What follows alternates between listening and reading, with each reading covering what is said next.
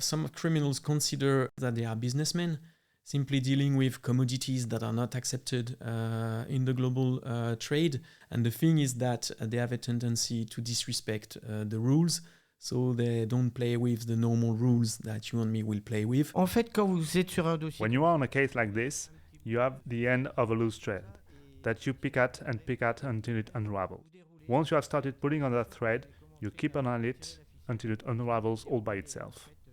The criminal was very creative, trying to remain below the radar for the law enforcement of Ukraine and France. But what happened, and together with the French colleagues, we have been able to locate him, to do through relevant operational combination to confirm and establish his identity.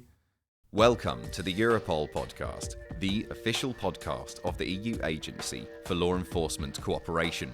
In this series, we shine a light on some of the biggest operations Europol has supported and how we continue to fight crime. Today's episode, targeting dark finances.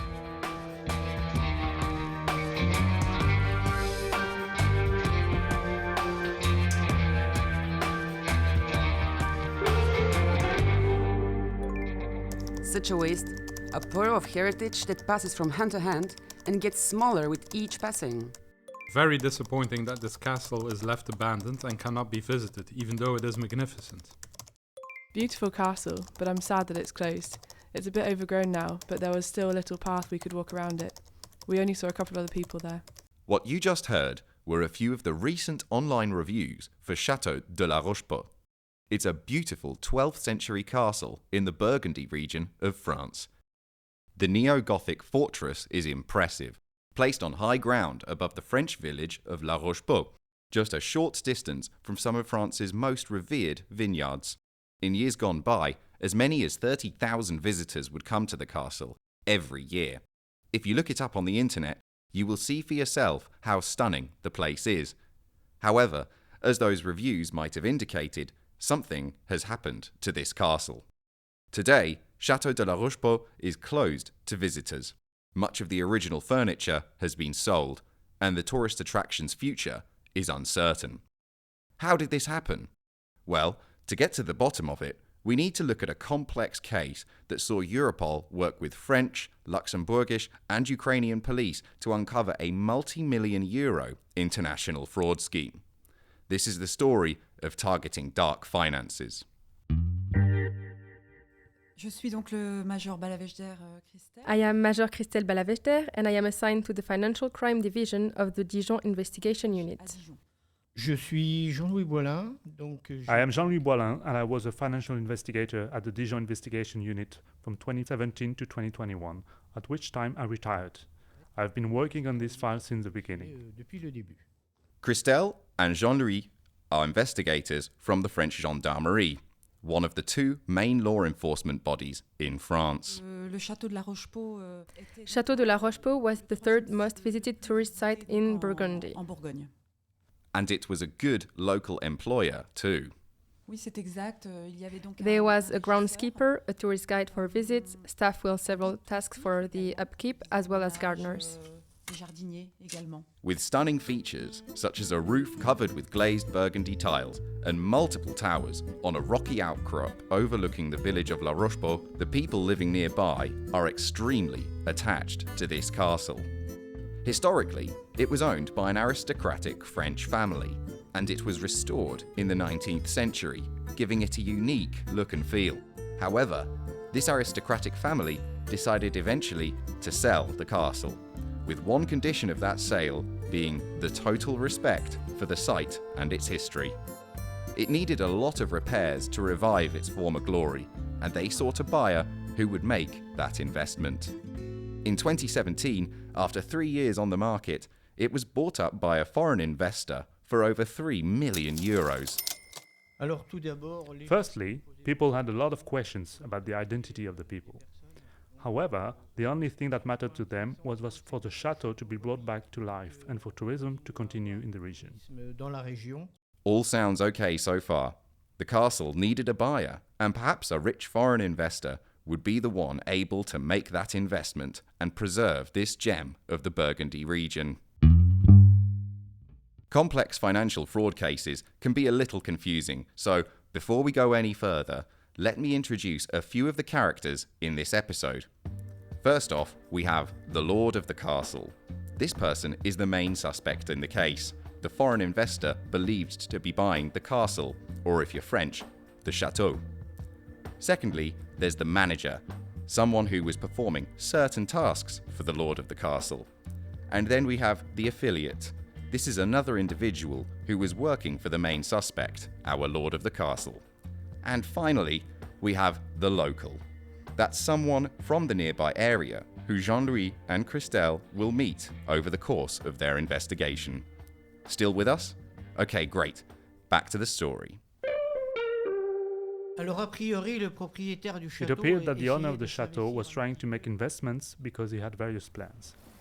He also purchased a luxury vehicle at that time.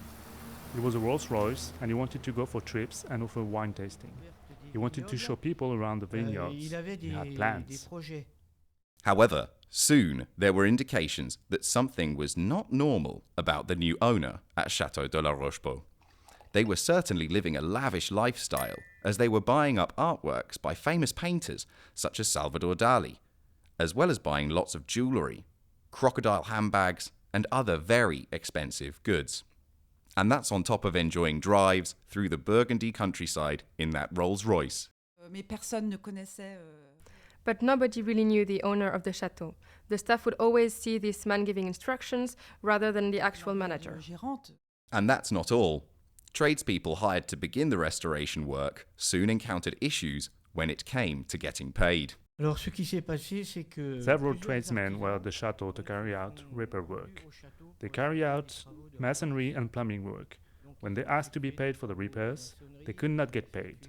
They therefore started asking questions. That was what triggered the investigation and why it was decided to verify who the legitimate owners were and why the craftsmen could not be et les paid. raisons pour lesquelles les artisans ne pouvaient pas être payés. To listeners in the building sector, you may have had issues with clients dragging their heels on payments before. But when your customer is the type of person who can afford a castle that costs at least 3 million euros, it's very strange that they can't afford to pay the builders. S'ajoute à cela des. In addition to this, some articles in the press began to appear about the chateau's operation. Indeed, the first article appeared in Le Bien Public, our local paper, on 23rd December 2017. The headline was Château in turmoil, so it was already heralding problems. Donc, c'est-à-dire que le journal a The newspaper article révélé referred to dans unpaid invoices, Château de la Rochepot discredited. There were unpaid bills from electricians, plumbers, and workmen. There was also concern among the staff about not being paid. They had therefore brought proceedings before the courts, in this case an employment en tribunal. l'occurrence le tribunal des prud'hommes. Following that first newspaper article in December, Christelle and Jean-Louis opened an investigation in February 2018. Bah, déjà, la curiosité est de By then, s'intéresser it had sparked sur le curiosity and to see fonctionnement how it operated. et, It was our job to do the initial investigation and to find out who the real owners were, the condition under which this chateau had been brought, and also why the employees were not paid along with the contractors who had carried out all the work at the chateau. What should be kept in mind is that a property investment company was set up when the chateau was purchased. J'ajouterais que effectivement. I would add that the legal setup of the companies involved in this chateau is on the whole quite standard. It was more the people themselves. Oftentimes, with big purchases like a French castle, the purchasing is handled by a company which is set up for that specific purpose. And that's what happened here. A company was set up in Luxembourg and used to handle the purchase and ownership. However, the role of the individuals was indeed strange. For example, the lord of the castle had an affiliate who worked for them. Next thing, he was heading up companies, and that was what drew our attention. Over the course of the investigation, Jean-Louis and Christelle met a local who lived in the village of La Rochepot itself. They went to speak with the local, who said that they believed the new owner was from somewhere in Eastern Europe. Even he did not know the identity of the real owner. There was a person he spoke to from time to time called Rodolphe, but he didn't know his real identity. Mais il ne connaissait pas sa véritable identité. While Christelle and Jean-Louis tried to find out who the castle owner really was, some of the unpaid employees were now taking matters into their own hands. Yes, actually some members of staff went to the employment tribunals. The affiliate also went to recruit people in Romania to come and work at the chateau. Those people were undeclared workers. The antennae of the gendarmerie investigators was proving right. Something was certainly going on. Let's recap. A company in Luxembourg bought the castle for 3 million euros in late 2017. There was an Eastern European person, apparently called Rudolf, who was our lord of the castle. However, the paperwork showed an affiliate of theirs as the company owner. Meanwhile, the lord of the castle's name couldn't be found anywhere on the documents. Soon, the tradespeople hired to perform work on the chateau were not getting paid, and the affiliate had hired workers to work in the chateau itself, but it turned out they were actually undeclared workers from another part of the European Union. No one was getting paid, and yet this mysterious lord of the castle was enjoying a lavish lifestyle in their Rolls-Royce. So who was this lord of the castle? How was it that they could afford the castle, yet not afford their bills? Why did they replace the previous local workers with these undocumented ones? The two officers soon realized that this individual might have international connections. That's when Europol got involved. Asset recovery is what is the most successful against organized crime, because prison, I would say, I believe that prison for criminals is integrated as part of the risk. Being stripped from their assets is not an accepted risk. So this is extremely effective. This is Frederic, one of Europol's senior investigators when it comes to financial and economic crimes. My name is Frederic. I work in Europol. I've been there for a couple of years, and I work within the European Financial and Economic Crime Center. Frederic's work sees him targeting the profits of criminal activities. By denying criminals the proceeds of their crimes, law enforcement can have decisive impact. The example today, we had a case that started in May 2018 for us in Europol. But it goes back to 2015. So at that time, a small castle in Burgundy was sold for roughly 3 million euros. Frederic was receiving information from the two gendarmerie officers via Europol's secure messaging system called Sienna. This is short for Secure Information Exchange Network Application, and it's a tool to exchange sensitive law enforcement information with data protection and security by design features. Police in all EU member states have a direct connection to this system, allowing us to safely communicate and share relevant data as we combat serious and organised crime. And a man came in the castle, and he was acted as the owner, or at least he pretended to be the owner, even if he didn't have any official title. So there were questions, because this man apparently didn't have official relation with the company owning the castle. So there were questions also about the acquisition of the castle. Given that the company owning the castle was based in Luxembourg, a joint investigation began between France, Luxembourg, and Europol. So we sent the colleagues, they sent requests to Europol and to the countries. The very first answer that we received came from Luxembourg. Luxembourg disclosed just the shareholders of the companies that owned the castle. Still no sign of the main suspect, the lord of the castle, on the papers from Luxembourg. And also Luxembourg told us this company owns a Silver Cloud Rolls-Royce, and that's the first element that we have. So now it's becoming a little bit more interesting. We have someone who behaves as the owner of the castle, but seems to be hiding his name behind the company. So even the Rolls-Royce was owned by the company, not the lord of the castle. He was clearly keen to keep his name away from the property. This confirmed what Jean-Louis and Christelle had suspected. This was definitely worth investigating. While Frederic and the analysts at Europol sought more information on the companies behind the castle, the Gendarmerie were doing the important work on the ground in Burgundy. Alors nous avons procédé à plusieurs... We carried out several financial investigations.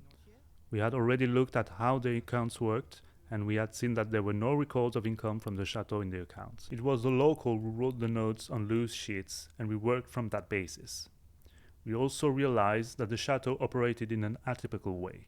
For example, the bank card was in the name of the local, not in the name of the company. We also realized that a lot of personal purchases were being made using the local's own card.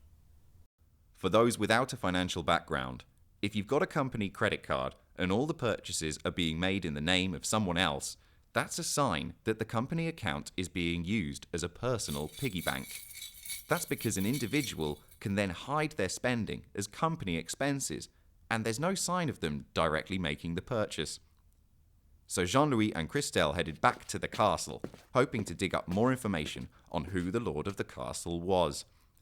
The gendarmerie knew that they needed to get sight of the suspect themselves if they were to have any hope of identifying them. And in July 2018, 5 months after their first inquiry started, Christelle and Jean-Louis found an opportunity. Oui, tout à fait. Ça s'est Yes, passé that's le right. 14 That happened on the 14th of July. We knew that there was going to be a medieval festival, which was announced in the press and through flyers. Maybe the real owner would visit that day. propriétaire. It was time for a classic bit of police work, donning a disguise and heading into the field to try and spot the suspect. Dressed as tourists, with sun hats, cameras and sunscreen at the ready, Jean-Louis and Christelle headed to the medieval fair. Donc nous y sommes allés. The two of us went there, not knowing anyone, and we took photographs of several people who were sitting at tables eating. We noticed that there were 7 or 8 people at one table. 7 ou 8 personnes. The officers figured one of the people at this top table must be the owner. The list of faces was now pretty short. The job is to identify these people and figure out who was in charge. And then a lead came from a very unexpected place. Identifying the chateau's owner was made a lot easier by a very common procedure, a failure to return children. The gendarmerie had been notified about a separate filing involving our lord of the castle. According to that report, they had been looking after their children. However, when their mother expected the children to return home, they did not come.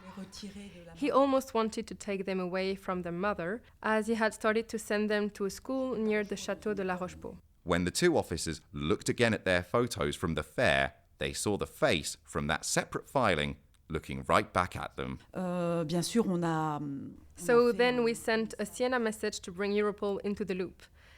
There it was flashing in red, so then the Ukrainian authorities came forward and were very interested in our message and what it contained. Et c'est là, au cours des échanges qu'on a It was pu there, avoir in avec the exchanges we had with the various authorities and states, that we learned that there was a warrant out and that he had officially been declared dead. He even had his ashes delivered to his wife. For me, it was a somewhat atypical investigation because of the personality of this character, who had himself declared dead in an accident and even had his own ashes delivered. That's something I'd never seen in my career. He obviously had something big to hide if he was pretending to be quelque dead. chose à cacher, quoi. Turns out, the lord of the castle was actually a wanted man in Ukraine, with allegations involving a fraud scheme of roughly 12 million euros. However, before Ukrainian authorities could investigate, he had faked his death and the ashes had been delivered to the authorities.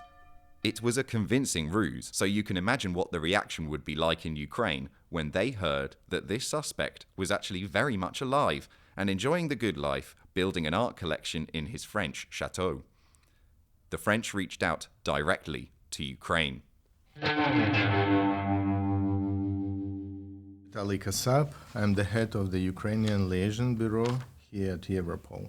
This is Vitalii, and he is the head of the Ukrainian Liaison Bureau here at Europol HQ. I'm still Colonel of the National Police of Ukraine, doing many things during my career, but mostly criminal investigations and international assignments abroad.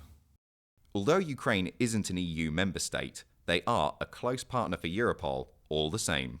Ukraine opened its liaison bureau at Europol in mid-2018 after we have signed and ratified the operational agreement on cooperation between Europol and Ukraine. As you might expect, Vitalii and his colleagues in Ukraine were very surprised to see their suspect's name come in from the French investigators After all, their authorities had received a box of his ashes some years back. Obviously, at this moment of time, the cooperation of Ukrainian law enforcement agencies with European ones is crucial. We can advise and work together to identify those criminals, to prosecute them, to dismantle their networks, which have also moved from Ukraine to European states. This is not the only case where we see the Ukrainian national doing certain criminal activity, gaining some profits, and afterwards trying to escape and vanish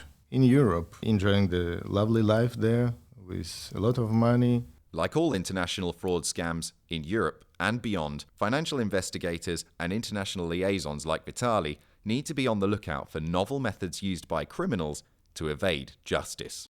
This case was very interesting because the criminal was very creative, trying to remain below the radar for the law enforcement of Ukraine and France. But again, what happened together with the French colleagues, we have been able to locate him through relevant operational combination to confirm and establish his identity. And later on, we have been able to arrest him and prosecute further. The modus operandi, namely pull off a massive fraud and then flee out of the country, is deployed the world over. However, not all suspects get their fake cremated remains delivered as they try and shake the police. And it did work, for a while, until the gendarmerie got suspicious and started up the international cooperation. These are corrupted officials who gain certain assets in Ukraine and trying to escape abroad. This case is one of a good example where we have been able to do this. In some other cases, criminals become very creative and skillful in hiding all of their assets gained, mostly through their criminal or corruptive activities. However, in this case, the suspect, our Lord of the Castle, hadn't been quite skillful enough. With the photos from the medieval fair and the claims from his wife, the suspect had been identified, and now Ukraine had verified it. Our Lord of the Castle was actually wanted in Ukraine because they were a suspect in a corruption investigation showing that they might have embezzled over 10 million euros. How the mysterious new owner had been able to afford Château de la Rochepot suddenly became clear. An operational meeting was soon scheduled at Europol HQ for September 2018. Yes, we did get a response like that. We immediately realized that we had to meet, so we set up an operational meeting at Europol headquarters with the Ukrainians and Luxembourg. We had identified him, that's one thing, but we hadn't located him. So we had to deploy trained personnel to monitor him and discover where he was. He was known under 4 aliases. His name did not appear anywhere in the chateau companies. With charges outstanding against the Lord of the Castle, including an Interpol red notice, Christelle and Jean-Louis came here to our headquarters in The Hague to plan an action day. The way action days are planned is through operational meetings. These are meetings here at our headquarters where all the involved law enforcement agencies come together and decide the best way to go after suspects. Ahead of the operational meeting, Christelle and Jean-Louis had carefully mapped out the ownership of the companies behind the castle purchase and who was in charge of each one. The first thing was to present the case. The first thing was also to show Luxembourg and Ukraine how the companies had been set up, who did what in each company, who their main shareholders were, and how the company operated, as well as a presentation of the property investment company. After that, we looked at the question of financing. How had the chateau been financed? Who had set up the companies and where had they been registered? It was also at this meeting where the French officers learned for themselves why our Lord of the Castle was a wanted man in Ukraine. They told us in the meeting that he was at the center of a scam for 12 million euros. The scam in Ukraine seemed to have involved a company transporting urea, a type of fertilizer. The case had even gone as far as Switzerland, which is why the Swiss police then joined us in our investigations, as they had a report against him since 2015. Our investigation had therefore allowed the Swiss authorities to reopen the case. A last country, Switzerland, was added to the list of concerned countries, and an action day was planned. Personally, I was still in the egg and I was following the action from the headquarters. These are two of my colleagues who were deployed to Europol. Actually, the two case officers on the case on this investigation, a specialist and an analyst. And actually, I want to say two extraordinary colleagues who made a fantastic job on this case. Frederic was coordinating things for the action day at Europol HQ. The plan was to carry out a top-to-bottom search of the castle so they could finally understand what was going on at Château de la Rochepot. When we deploy colleagues on the spot, we usually bring what we call the mobile offices. So these are actually remote access to our databases. So we can access also our databases, the information that we have stored in Europol information systems, and we can check on the spot if this, whatever we find, it's with something that we already know. They were there with forensic capabilities. The action there was quite successful. The suspects were arrested. You can imagine that searching a castle takes some time, but it went really good. There were a lot of good surprises. The investigators, they found good wines, obviously, but also works of art. The famous Rolls-Royce that I mentioned, that was owned by the Luxembourgish company, was there. During the search, the lord of the castle was arrested. Meanwhile, the amount of luxury goods found far exceeded what the officers had expected. As well as the stunning Rolls-Royce, they found the suspect's growing art collection, including pieces by established artists such as Salvador Dali, and some by lesser-known artists that the suspect thought would become more and more valuable over time. And that's not all. A lot of luxury jewellery, including a €20,000 pair of cufflinks, was found. There were also vast amounts of designer clothes and bags, with one crocodile leather bag alone being valued at nearly €60,000. But even more importantly, we found documents and phones that confirmed that this was indeed the king of the castle. This was crucial. The suspect could no longer hide behind a web of companies. It was clear that they, somehow, had got together enough money to buy the castle. They concluded the first phase and the first action of Europol in that case. The huge seizures alone would not be enough to press charges. The important job now was to build the case against the lord of the castle, using all the data and paperwork gained during that massive search. Then we were also asked by the French colleague to support the analysis of the data that they had retrieved. And this is the second, and I shall say our best role. Europol as the persevering supporter, where we try to identify leads that can accrue to the proceeding, and then we forward intelligence to the colleagues. Frederic was able to conduct analysis that helped the French to speed the case along. From the first call to Europol in May 2018, the suspect, our lord of the castle, had been arrested by that October. In France, the main suspect and his accomplices were convicted last year. So that's really satisfying. We discovered, thanks to international cooperation, legal basis to seize and to confiscate the castle. And so we could apply to this case proper asset recovery measures. And that's for us because we are leading the team dealing with asset recoveries. That's extremely rewarding. We were very happy with that. As Frederic said earlier in the episode, criminals factor jail time in as part of the cost of doing business. But taking all their criminal profits away as well, this is not acceptable. And taking this approach in investigations is something that Europol is supporting more member states in doing, not least since we opened our Financial and Economic Crime Centre in 2018. Thank you for listening. We hope you enjoyed this episode of the Europol Podcast. Be sure to rate, review and subscribe so you get notified about new episodes. You can also mail us via the Europol website. We'd love to hear what you think of the show.